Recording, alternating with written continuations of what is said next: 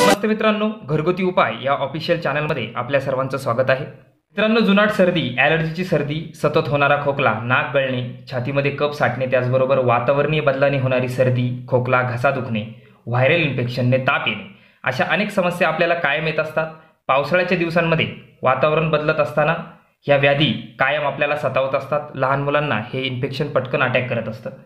या आजारांसाठी पॉवरफुल गोळ्या घेण्याऐवजी साधे सोपे घरगुती उपायाने हे आजार आपल्याला कुठलेही साईड इफेक्ट न करता बरे करता येऊ शकतात। चला तर मग अधिक वेळ न घालवता पाहूया की कशा पद्धतीने हा उपाय आपल्याला करायचा आहे। त्याआधी तुम्ही खाली दिसणाऱ्या सबस्क्राइब बटनाला नक्की क्लिक करा, म्हणजे आमचे नवनवीन घरगुती उपाय न चुकता आपल्यापर्यंत पोहोचतील।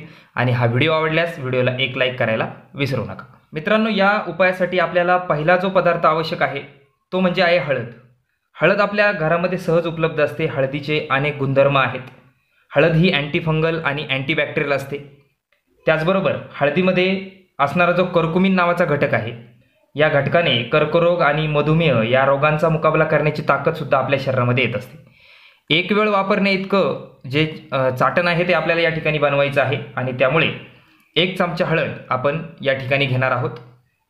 हळदीमध्ये असणारे जे गुणधर्म आहेत त्या गुणधर्मामुळे आपली जी सर्दी आहे, त्याचबरोबर जुनाट आपला खोकला, कफ आणि घशातले जे इन्फेक्शन आहेत ते इन्फेक्शन बरे होण्यासाठी या हळदीचा मोठ्या प्रमाणावरती वापर होतो। यानंतर आपल्याला या ठिकाणी दुसरा जो पदार्थ घ्यायचा आहे तो म्हणजे आहे मध। मधाचा उपयोग आपल्या सगळ्यांना माहिती आहे। मधाचे आयुर्वेदामध्ये अनेक उपयोग आहेत।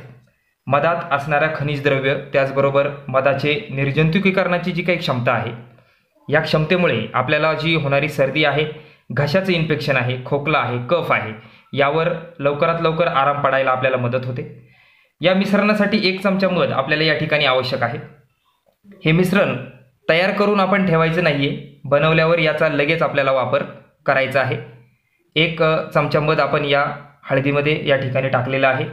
पहा मित्रांनो, हे मिश्रण तयार झाल्यावरती याचा वापर आपण दिवसातून 2 वेळा करू शकतो। रोज रात्री झोपताना व सकाळी जेवण झाल्यानंतर याचं चाटण आपल्याला घ्यायचं आहे। हे चाटण घेतल्यावरती आपण अर्धा तास कुठलाही पदार्थ सेवन करायचा नाहीये, पाणी सुद्धा प्यायचं नाहीये।